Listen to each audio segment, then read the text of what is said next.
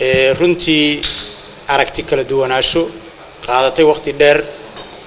waxa dawladda Soomaaliya go'aan ku gaartay inay u kaashato urur goboleedka IGAD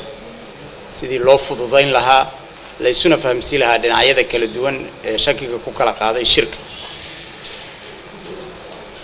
sida ka warhaysaan shirkaas wajiyadiisa kala duwan iyo ilaa haddaba wuxuu ka furan yahay Jowhar oo madaxweynuhu ka furay Janaayo si loo helo raalli ahaanshaha dhammaan dadka deegaan labada gobolna waxay qaadatay waqti badan oo isaga daba laalaabanay magaalada Beledweyne iyo daafaha kale labada gobol si loo gaaro maamul loogu u dhameystiran labadaas gobol dadkuna ku wada qanacsan yihiin labadii bilo la soo dhaafay wasaaradda arrimaha gudaha iyo maamulka urur goboleedka IGAD waxay ka wada shaqeynayeen sidii maamulka dib loogu soo kicin lahaa sameynta maamulka United Nations-ka African Union iyo European Union intaba waxaan saxiixnay inaan caawinayno anagoo beesha caalamka ah ku caawinayno dawladda Soomaaliyeed iyo shacabka ku heshiiyay inay dhistaan nidaamkaas sida loo suurtagelin lahaa nidaamkan labadan gobol isku darkooda iyo dawladnimadooda processkaasi markuu u bilowday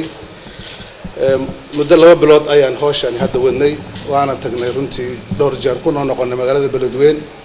wada tashi badanna waa sameynay odayaasha joogan magaalada Jowhar oo inta aan kula tashanay magaalada Xamar oo fursad aan u helnay halkan aan isku aragno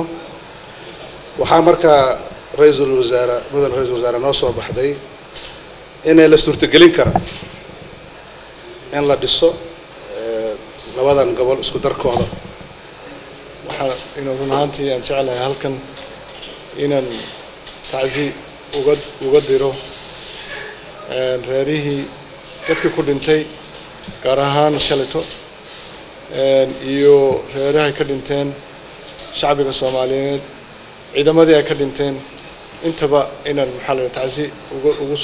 uga diro halkan ayaan runtii doonayaa waa arrin aad iyo aad naxdin u leh waliba qof kastoo madaxtooyada soo galay albaabkiisa waxa mar walba